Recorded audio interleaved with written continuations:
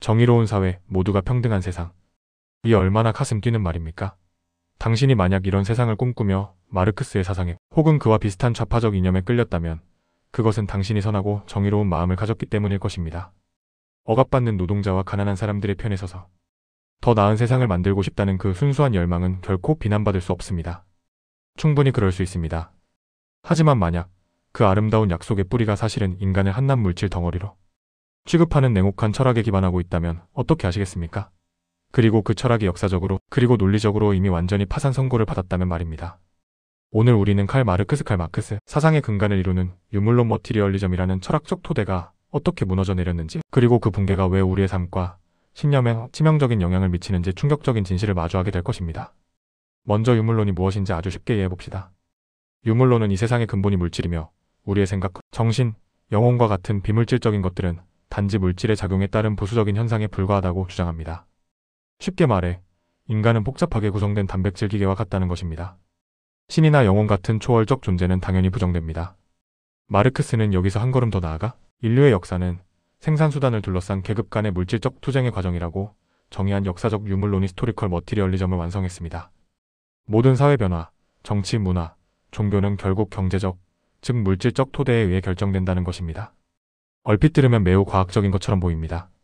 모든 것을 물질과 경제로 설명하니 명쾌해 보이기까지 합니다. 하지만 바로 이 지점에서 유물론은 스스로 극복할 수 없는 치명적인 모순에 빠집니다. 첫째, 유물론은 인간의 자유의지와 이성을 설명하지 못합니다.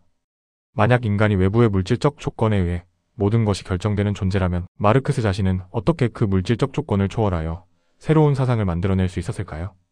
유물론의 논리대로라면 마르크스 역시 자본주의 사회의 물질적 조건에 의해 지배받는 존재여야 하며 그의 사상 또한 그 시대의 산물에 불과해야 합니다.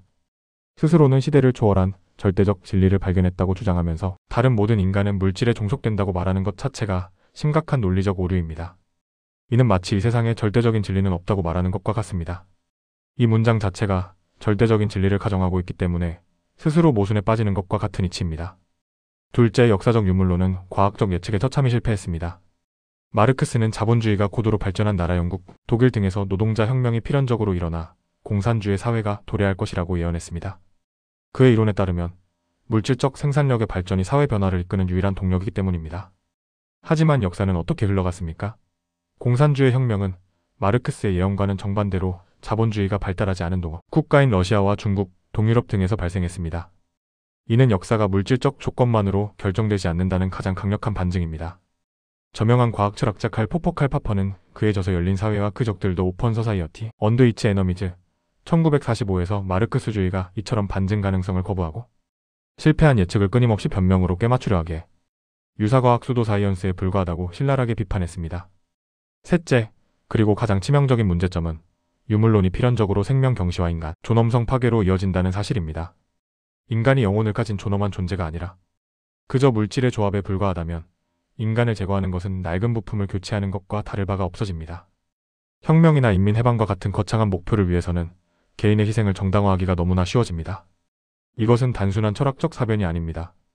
인류 역사상 가장 끔찍했던 대량 학살이 바로 이 유물론적 공산주의 이념 아래 자행되었습니다. 하버드 대학교 출판부에서 1997년 발간한 공산주의 흑서다. 블랙북 어브 카메니즘는 공산주의 정권 하에서 희생된 사람들의 수가 전 세계적으로 약 8,500만에서 1억 명에 달한다고 추산합니다.